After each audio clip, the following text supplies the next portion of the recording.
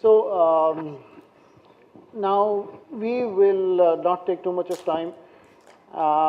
Depending upon how the audience wants this to run, we can actually wind up right now in 5 minutes. Or we can sort of continue with whatever slotted time and available time we have. And totally depends upon how interactive you'd like us to get. Because I certainly don't want to hold you guys back from the lovely, wonderful experience you'll have of the Delhi traffic while you're going back. Let's just about begin. One of the areas that we've talked about and Praveen talked about, bringing to life the problems that we've faced all along. And we've known that there are these changes that are happening and the millennials are on their way and they're going to disrupt life as it was. The environment is changing better than and faster than what we can handle. It is bringing in new talents, it's bringing in new thinking, new competencies, etc., etc. But one of the very serious problems that real life faces in organizations, and I'm sure everyone here in this gathering knows all about it, is whether we are actually preparing ourselves for the competencies of the future. We've talked about tomorrow. We really want to talk about tomorrow. Unfortunately, most everybody talks about today, that these are the competency gaps, etc., and the future is pushed to the sidelines because we live the future when we accost it or when we come to it. Unfortunately, that's not likely to work. So one factor that we keep wondering for is that while we create organizations for the long term, we say that we want to create values for the long term and we want to give a sustainable benefit to our customers, etc., and thereby create value for the organization. I'm not too sure how ready we are, and I'm not too sure how clearly and precisely we assess what we really need. And these are the issues that we face. I mean, what is the gap that we need versus what we have? Now that we know that there is a particular gap, one of the questions is how do you assess the gap? And the second question that you assess is how do you fill the gap? To the best of us, we spoke about this in the morning about make or buy. What does make or buy for us mean? It means that if you have the time, you reskill, recompetize your entire team and make. But if you don't have the luxury of time and you don't know actually what's going to come by, you buy. You hire from outside. And sometimes it's very difficult. Say, for example, I'm going to take extreme examples. Let's say you believe that the competencies which are required today and in the future are cutting edge competencies. Let's say you want blockchain technology experts, or blockchain scientists. Now blockchain scientists are just not available in the world outside. So whatever you may want to do, you are forced to create them from inside. That means you identify a bank of people and you invest in the bank of people and send them to reputed organizations to get trained in blockchain technology and become blockchain scientists. Now whether you want to make or want to buy, you are forced to take the decision of make, because buying option is just not available. On the other extreme is you want to create talent from your own organization, but you want to create talent when you're not confident enough that the people that you have available that you want to reskill or reprofile competency wise, they are right fit for your new roles. And therefore, whether you like it or not, you're forced to buy. However, these two extremes need not necessarily be present all the time. It's always a continuum. And therefore, this conundrum about whether you should hire or you should, rescale, etc., etc. And finally, the third one, which always creates a problem, is yes, it's very easy to say you reskill, but how do you reskill effectively? What do you actually do to change the competencies of people who have not come with that kind of a mindset, who do not do that kind of a role, who've never even thought about themselves in different roles, but suddenly find themselves to be very out of place. And you're saying, no, don't worry, the world I know has changed, and therefore I'm going to reskill all of you, and you are going to start doing something completely different from what you've been doing till now. That's not so easy to do. I mean, you can have all the training programs in the world, it'll fall flat. The guy just doesn't want to do it. given these things, and there are many other nuances to it, and given these things, there's always an issue about how to rescale. And this is where I want to actually ask this question. I'm sorry, I'm going to just stand up and walk around a bit to make everybody uncomfortable. So I want to know whether within this group of people that are sitting over here, do you face these challenges in your organizations? How do you rescale? How do you define competency gaps? You know, we call this a chasm between the required competency and the available competency. You need the world and you need the Everest, but all you have is this small inflatable boat which just won't even go. So, are there people who are willing to share? Do you have problems within organizations? Volunteers? Anybody? Anybody wants to share whether you have a problem within the organization? Yeah. Sorry, I won't call it as a problem. I think it's, when you look back at talent, you are always looking at competency versus willingness. Is there a competency problem that the person does not want to do a certain job, or is it a willingness issue? Skill will. Yeah, exactly. So what we try to do in our organization, and being a professional body ourselves, what we try to do is walk the talk or kind of throw out experiential learning. So for example, what I would do is call my team to Delhi from various parts of the country and get them into a one-day workshop where we're throwing knowledge which is more practical, get them to learn something which increases their willingness to be able to do the job effectively. So it's more on the will part that we are trying to work on, so that effectively they are also nurturing the skills. Yes, sir. I have just another dimension to add to what he's saying. I think I will talk about some of our past experiences. There has been organizational resistance also to make that possible. So if I say that, you know, let's create a training path to move from this role to this role, you know, people say, अगर तू ये करेगा तो बाकी लोग क्या कहेंगे, वो upset हो जाएंगे, ये वो, you know, let's do it from outside. So there has been organizational resistance also that's, you know, that's come into place. We'll come to that. It's a fantastic thing you brought up, training. Absolutely. Any other quick inputs before I pass the buck on to the two experts on the panel? All right, this session has to be driven by the audience. Please understand. Yeah. Yep, Nikhil. Yes, ma'am. One person going ahead with a lot of roles. The mic's not on, please. The issue is that It's still not on. Can you place it a little closer, ma'am? yeah. Yeah. The issue is that there is one person who is taking the multitasking and is acting as a bottleneck and stopping the other departments to work. So how do we go about and make the changes? Oh, okay. Fair point. Absolutely. Okay. So let's try and see what the experts have. You know, Dipender comes from a purely human or people-intensive organization. This is an organization which is totally dependent upon the skill and competency of its people. You know, BPO or BPM organizations don't necessarily use anything else except the intellect power of the people. However, that is rapidly changing now. And let's talk about Dipender. Do you want to share about? So, a couple of things that I want to know about. First, do you see competency gaps within the required and available competencies?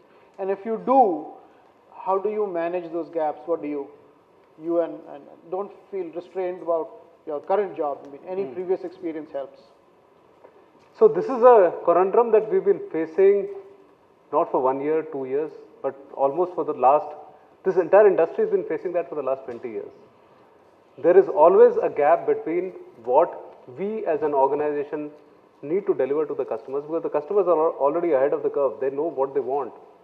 And what we are able to supply, or what we are able to effectively deliver, I'm not saying supply, it's what we are able to effectively deliver, there is a gap. And we know that, you know, there is a lot of things that we have to move ahead on. We tried to see whether it's a problem which is there within us, are we moving fast enough?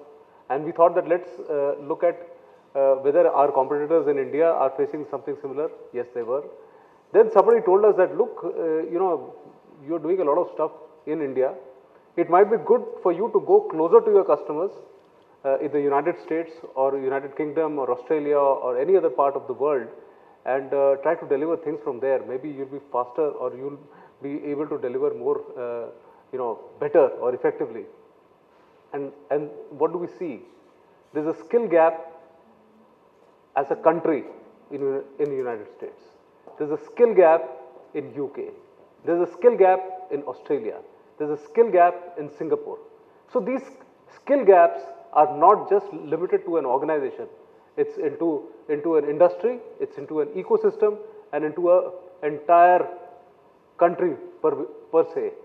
And these are not easy gaps to fulfill. It takes a lot of time to fulfill, and what really makes a difference between a successful organization or a successful country or a successful industry is not just about what you have today or what you don't have today. It's what you are able to deliver, and that delivery is primarily coming from people. So I think, yes, to answer your question, it's something which is keeping all of us sleepless at night, and we know that we have to do much more than what we are doing. Absolutely. Nikhil, Yeah. I know that you've done so much of stellar work in the skill development and competency development, and in fact, even in assessment stage, you have done a lot of work. You want to share some of your experiences around that? Yeah, so many times, I agree actually with the audience. Some of you shared that organizational resistance is something very, very critical. We have observed, so we do a lot of consulting, with the corporate world. So there is a huge, there is a organizations, sometimes people are looking for the, skill upliftment, but they are not able to do it because of organizational challenges. And I want to share, some interesting data with all of you, if you allow me, that World Economic Forum in 2018 did a survey in Indian market, and they shared that 83% of the organization are looking to automate their work. 83%. So imagine what will happen to the employees. Then 79% of the organization wants to retrain their employees, and 78% of the organization want to hire a new permanent staff with skills relevant to new technologies. So I think, so it's a very important data. So therefore, actually, I agree with you, sir, a lot that, as a country, at a macro level and as an organization, we need to invest in our employees. We need to, train our employees. We need to, skill the. And before that, prior to that, we should understand what is the future, as Sanjay ji was saying, has started the conversation. What is the future? What is tomorrow? What does tomorrow means for for us? What is it that skills which are required for us to understand? So with that, in that report, they shared that the emerging skills by 2022 will be analytical skills and innovation, active learning and learning strategies, creativity and initiative, critical thinking and analysis, and complex problem solving. So imagine we have to be future ready. In the previous one, Mr. Purang said that we need to be future ready, but we should know where to go. What is the road ahead? So the entire ecosystem, all of us need to put a lot of energy, and synchronize, the way we are working. I really like the previous presentation, because it is the CHRO's role actually to synchronize everything. The CHRO should study the future requirement of the skilling, because technology disruption is happening so fast that I think in one of the study I read, 46% of the job roles will not exist by 2022. So are we ready? Absolutely. So Devendra, let me come back to you for a second. See, when we say there's a lot of change in the environment, etc., and you are in the front line, you have dozens of customers who come to you with their problem statements. You really don't, not many will come to you with solutions, but they will come to you with problems really. And so you and your leadership team have to sit down over there and say that, how can I predict what problems are likely to come tomorrow, so that you can prepare your teams to be effective and ready for the problems that are coming in tomorrow. So are there thoughts that leadership goes through, or programs that leadership goes through, etc., to make those assessments of what is the competency that the tomorrow's world is likely to demand, and how to prepare for that today, like make or buy decision or any such thing. So just pick your brain on that, please. Yeah, the point that you raised is important, and I'm talking more in specific to the outsourcing industry, because that's the industry I know the best, and talking about that. See, the industry has moved from efficiency, effectiveness, and is now into experience and emotional connect. Because if you don't have this experience and emotional connect, you can never realize what the problems of tomorrow are there. And that is also what Mr. Purang also talked about in the last presentation. Now, how do you actually find out what is the experience issue and what are the emotional issues which are facing the customers, and how do you really empathize around that? There are techniques which are available, like design thinking, which really puts you into the shoes of the customers and really understand what the customer is going through. And then how do you, understanding, or how do you distill that knowledge into making something that is something, a lesson plan, a learning plan for the organization, and how do you push it down to the people, saying that this is what is really required for tomorrow, and how do you do it? That is really the question which is facing. The other aspect which I have seen over the years, and today the world always likes, the people in the world always like to see things in black and white, haves and have-nots. So Beatles made this song very popular, no? The people in the world, haves, the have-nots. Then it became the people who are connected and not connected. The digital divide. That was the second part. Today there's a third divide in the world. The people who are willing to learn and the people who are not willing to learn. Wow. So that's the biggest divide which is there for the next 50 years. Willingness, not willingness. The issue is not what do you have to learn. The issue is, do you have the willingness to learn, and how do you ensure that you have the right kind of motivation to learn, so that you really skill yourself as an individual, and then at a global level, at an organization, to deliver what is really required. Absolutely. You're absolutely right. The willingness to learn is also a very important competency that needs to be built and developed in the leaders of the future, because you're right, you really cannot necessarily predict the future so accurately right now, but do you have the willingness to be an agile organization and agile group of people to learn as it comes by? I'll spend a minute on this make or buy thing. So when you as an organization have this question mark about how should you fill a gap, what processes would you follow to take this decision about make or buy? Do you hire people straight out from the people from the market, or do you spend time, invest in your own people to sort of upskill themselves? How do you take the decision? I don't want you to tell me what decision you take, but how do you take the decision? See, the starting position which any person in HR has, the starting position that train my people, at least I'm doing well for them. That's what my heart says. We are HR, right? So, if we don't have that emotional connect and we invest in our people, how do we ensure that, our people grow in the organization? Exactly the point all of us face in HR. But, there are practicalities. There are certain skills which are not available. And you might not require them in, within the organization, and you might not be able to train or build up that expertise on a short period of time. Then you go around hiring them. Once you hire them, you try to understand how did they get skilled, and try to take those processes from there and try to make it into a larger part of the organization.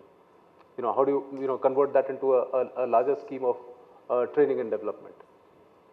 Once you get that understanding of what is there, then of course there is an aspect of investments, that how much does it make sense to train people, or is it better to continue to buy outside? What is the hiring premium that I'm paying?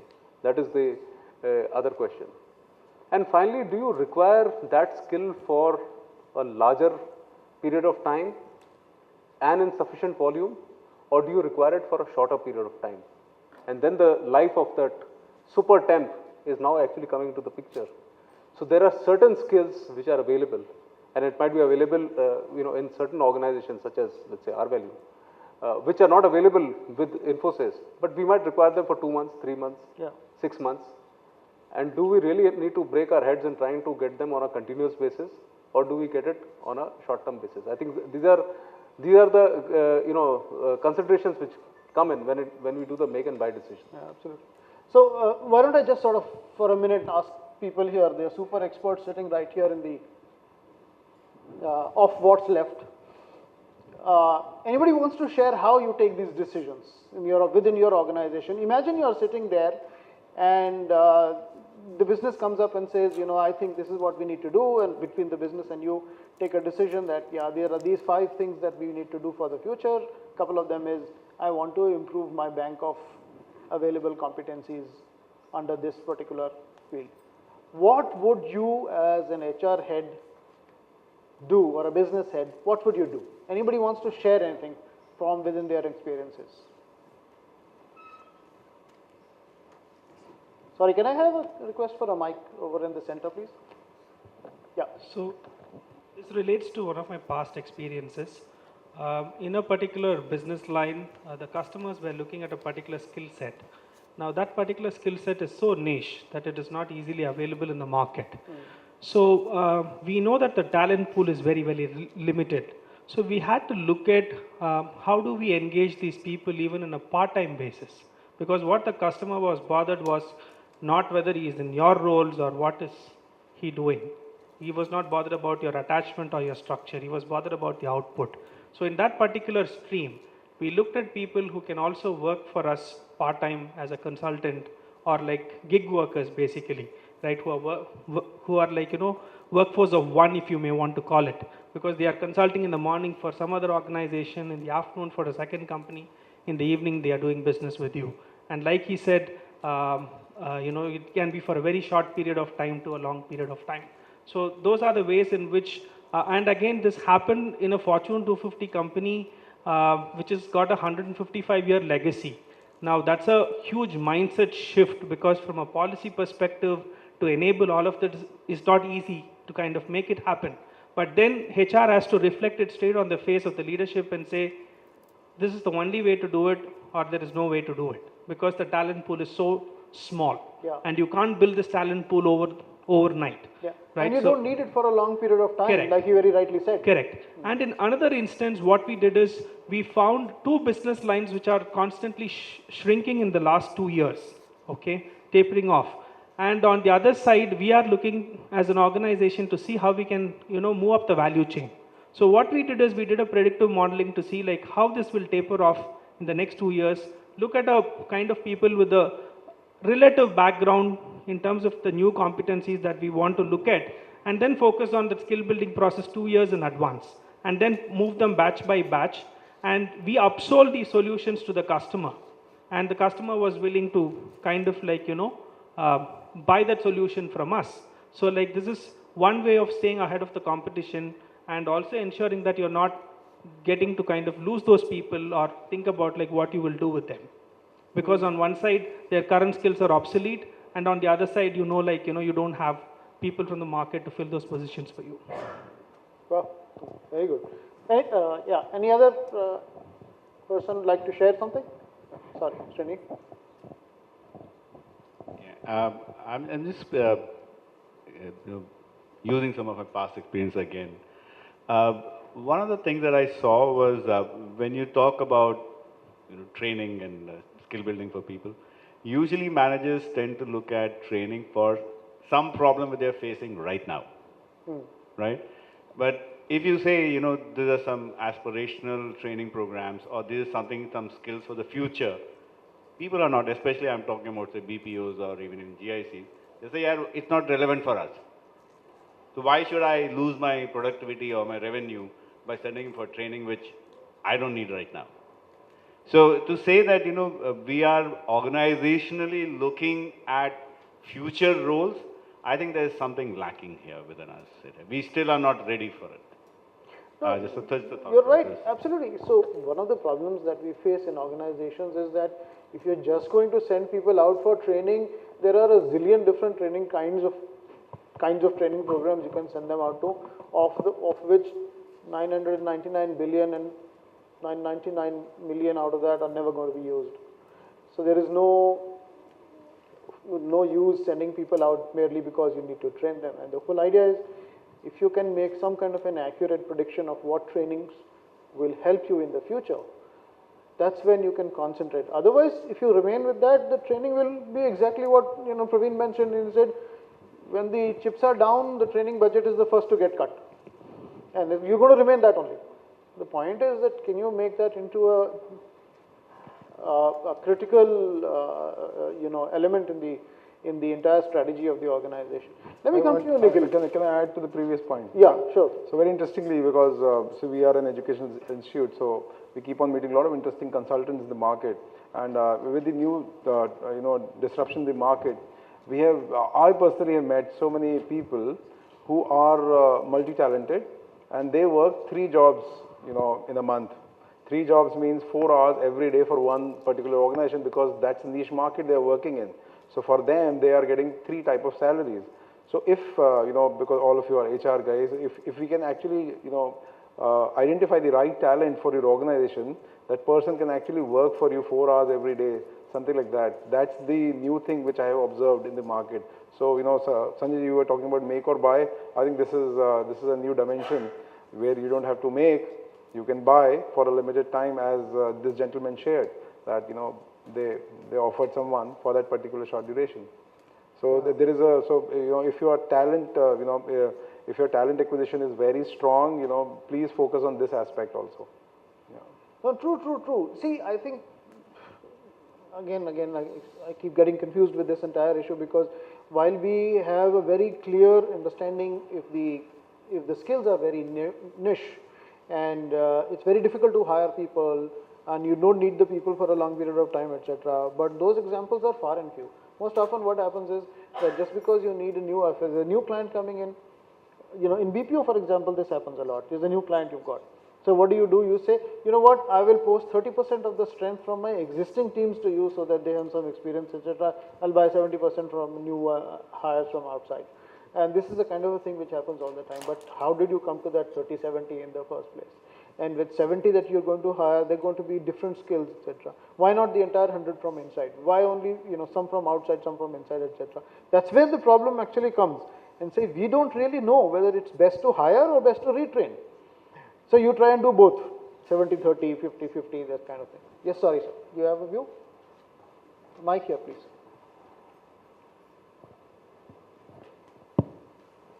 I think it's a very important topic, so I thought I will share 1 or 2 elements.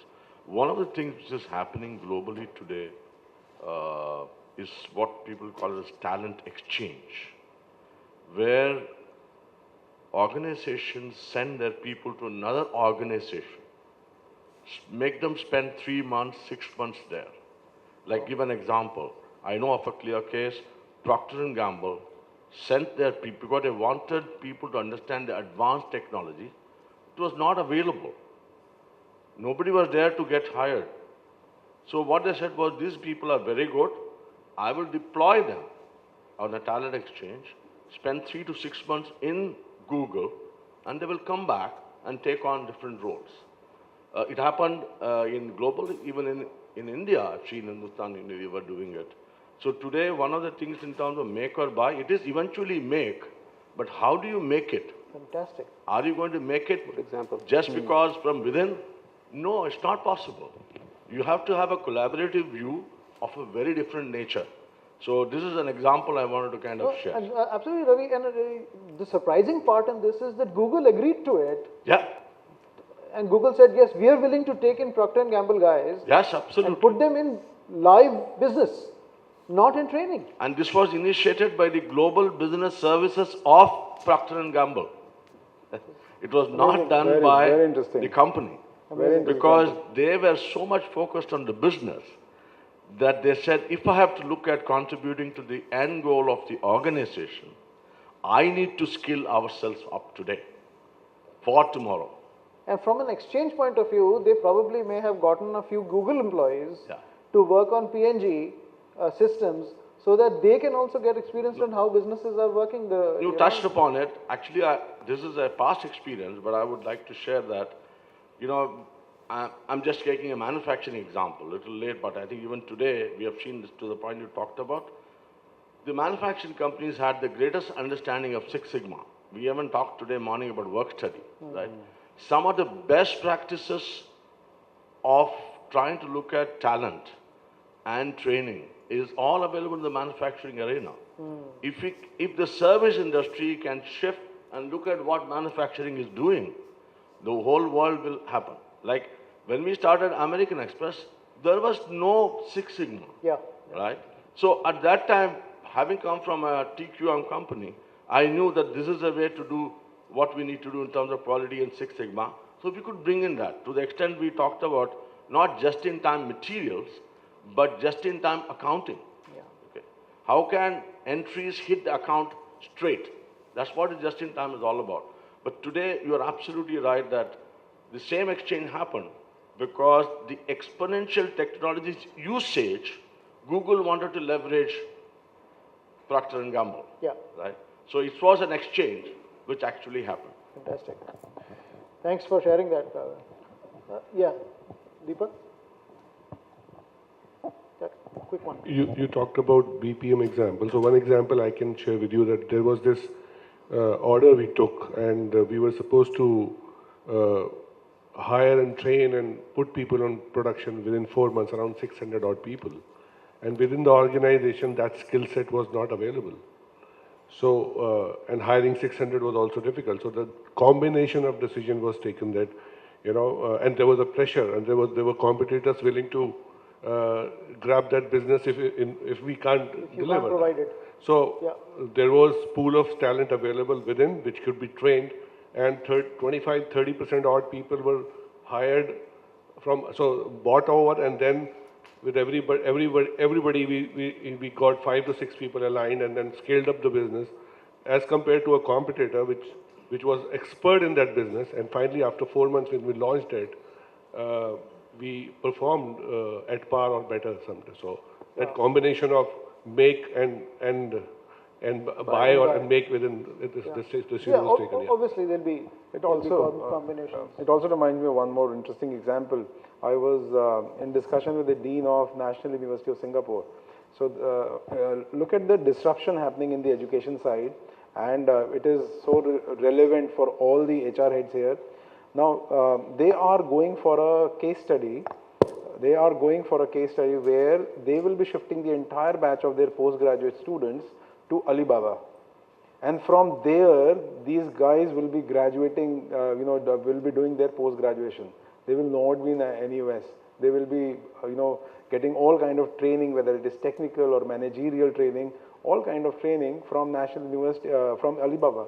So look at the collaboration which is happening. So I think, so please, I have heard this, in India, some of the Japanese companies, they have started doing this. My suggestion to you is that please reach out to the educational institute. You have a future.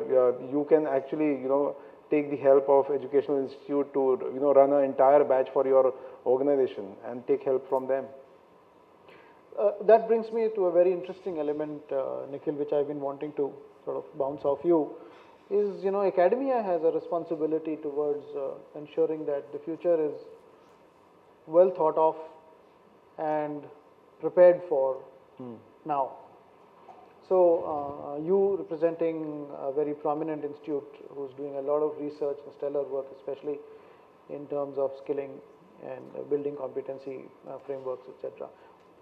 How do you see, this as a role? And I'm sure there's some very interesting experiences that you can share. Yeah. So, last year we got the license from government of Japan as an authorizing person to or body to send skilled manpower to Japan, and for 1 year. So even in the last 1 year, we have not sent even a single person to Japan. Because I spent 6 months in Japan, and I tried to understand the culture, management philosophies, what they follow, how they follow, How do they, how do they create, so Japan is famous for lifelong services in one organization, you should know this, all right, so how do they build this? So over a period of time in last 1 year, we have now, finally designed a program, to skill the manpower of India, where we are not only talking about technical skills, we are talking about management philosophies, old management philosophies of Japan, culture of Japan, like Monozukuri, Ikigai. So besides Kaizen, 5S, which are very you might have heard if you are from manufacturing side.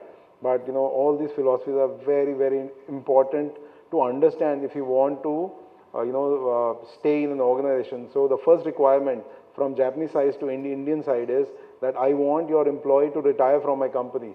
So on a personal note, they said at least they should spend 20 years. Okay, so we are building that. So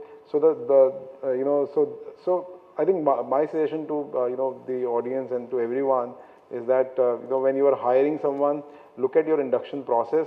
It is worth investing 20-30 days of induction program. I know it is a cost, but trust me, it will serve you long. Before joining the institute, I worked in a financial sector. I spent 10 years because my induction program was for 24 days. Trust me, it helps. Yeah. Great, fantastic.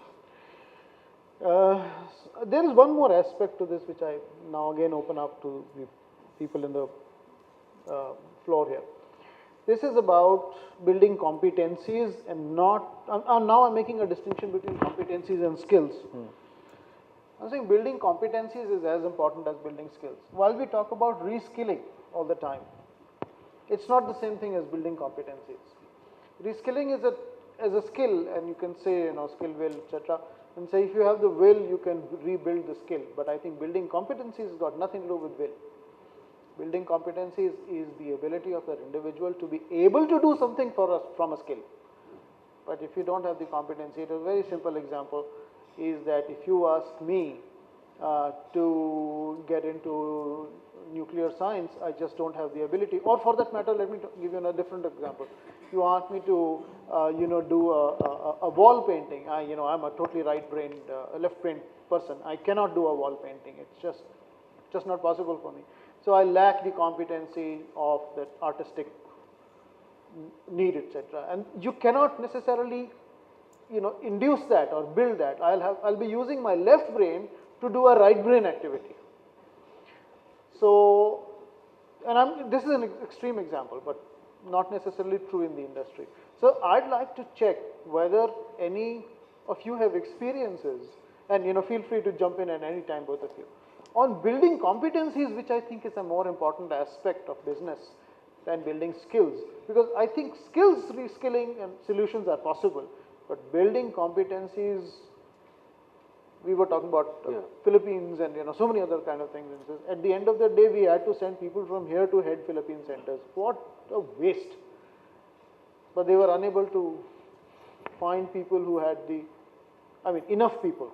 There is obviously something there. So anybody wants to share anything on competency specifically as opposed to skilling? And then of course I'll give you a few examples. Anybody? Any experiences on competency building? I could tell. In my previous organization in Nokia, we used to have project team. So when we were rolling out 2G, 3G and all that, so project team was one of the, important team. And when we go by the project, management, so there are 9 principles, which they have to follow, which they have to actually undergo. But we as an organization felt that, the project team does not have that set of competence. We did the analysis, we had that spider graph wherein we took that, global benchmark and compared within the organization, what they are doing after taking the interviews and everything. And then later on, we as an organization thought that we should have PMP certification when we are taking for project manager. We invested, we sponsored that, PMP for all the staff who are into project management. And, luckily, at that time, we were able to get a good number of projects, so You know, one time Nokia was delivering all the projects in telecom space across the region. And that was the positives, you know, which I can think from that, you know, side. Yeah, yeah. Sorry. Yes, you have another one. Your neighbor. Hi, I'm Alekhya. So I've recently moved into the learning space in the last 3 months. So this question that you had asked about, how do we go about building competencies in people? So in this short duration that I had been in the learning team, so we had recently uh, identified a training for a certain set of people, and these set of people had come forward to us and told us that, you know, these are the advanced like statistics skills or advanced Excel skills that we require, and we're really keen to get these trainings. But this was a very small group. It was a niche group within the company, but it was a small group. Then we identified the vendors and we got those dates, those trainings approved and all of it. And then we realized, why just these few people who are coming forward to us, let's open it up to other people as well. And whoever is interested in applying to these, you know, niche programs, let them apply. And we opened it up, and we did not go through the managers, like, you know, nominate people in your team who you think require this training, but we opened it up to all the employees, and we asked them, if you think this is relevant to your area, talk to your reporting officers and get enrolled into this program. And it saves so much effort for us to go via a reporting officer, get people nominated, and they don't sit in trainings. But again, somebody spoke about that willingness, right? Learning has to be the employee's responsibility. So if he's interested in getting these programs, he should go and ask his reporting manager to allow him to sit in that training. You at So least this is got one the thing. solution for the will part of it. The will was very much there if there was. Yeah, Ravi. Just to add to the point you said, Sanjay, I think two things I have kind of noticed in the last couple of years, you know, where organizations talk about agility and, you know, still not much clarity exists in the organization to say how do we build this competency. The best thing we know is agile as a form of IT development. But the interesting thing I realized is that agility has got two interesting opposites coming together. And that is becoming a competency today, which is agility has got speed and stability at the same time. That's what makes an agile organization happen. That it has to move very fast, but at the speed at which it's moving, it has to be stable. It can't be that I'm moving very fast, so I will become unstable. So one of the things which is happening today is how organizations build competencies for becoming, you know, fast and stable is an interesting observation I've seen in the last couple of years. Particularly, you know, these are organizations which are highly technology-oriented organizations where they keep changing every 3 months, you know. Like I think we talked about what is the one thing which changes cell phone. The other one is, you know, which is happening thanks to Jim Collins, you know, who really founded this theory of, you know, moving from or to and, you know. So he said the world has moved from or to and. You cannot say high cost, you know, high quality means high cost. There's no such thing called. It's high quality and low cost, you know. So there also we have seen organizations looking at combining opposites, you know, actually where I've seen some of the organizations looking at structured flexibility as a competency, right? You have to have flexibility, but you need to have structure. Yeah. It's not that I will be structured, therefore I'll become bureaucratic, or I'll be so flexible, I'll be too fluid. So the point I want to leave is the opposites coming together is making a difference today in terms of building competencies. Yeah. It is not just one thing. It has to be two, both at the same time. Yeah. And seemingly contradictory. Very interesting point. Very interesting point. To take on to your earlier accountancy stint, I realized that accountancy is not in my blood. I just don't do it as a part of my natural being. So what do I do as a part of my natural being was very different from just doing accounting. And therefore, very early in my career, well, very early is a relative term, but early enough in my career, I actually made that switch. And the realization that skill and competency are completely different things, it came pretty early to me. So I know exactly what you're talking about and saying, was my job wrong? Not necessarily, but that was not where my heart was. So time's up, there was a little, but I'll allow both of you to give any last conversation, any last views that you may have. I just wanted to respond to her. I think you raised a very good point. So just, I just wanted to give a short answer that you might do a lot of, management books today say that, do what your heart says and stuff like that. That's very good. But if you don't do something which is against your grain, you can never develop. It's like going to the gym. You can't build your muscles without going to the gym. You have to do against your grain. But then you have to realize that, my heart is there. But you have to go against the grain. So you must tell those guys that, look, I know you're very good at content, but you please do client servicing because it will make you a better content guy. Not because you want to make your life in content, in client servicing, but because you should be a better content guy. Great perspective.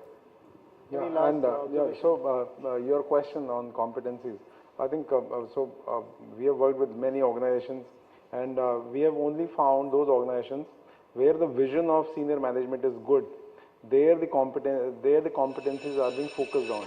Otherwise, people, senior management not aligning to any vision to build competencies. So that's one point. So I know time is up, ma'am, and just to quick add to your point, it needs a spine to stand up as a HR person and say that you are on the wrong place, man. You go either shift to that place or move out. So I think I think all HR guys should have a spine in place. Yeah, thanks. Maybe that's the reason I'm standing. Correct.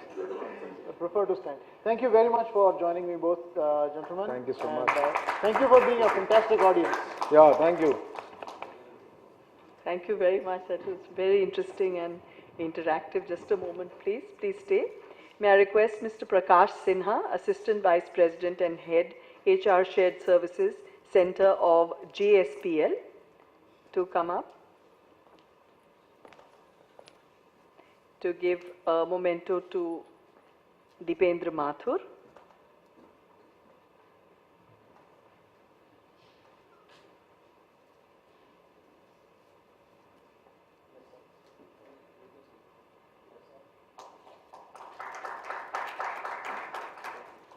May I call on stage Lionel Paul David, Head of HR, Olam GBS, to please come here to give a memento to Professor Nikhil Singh.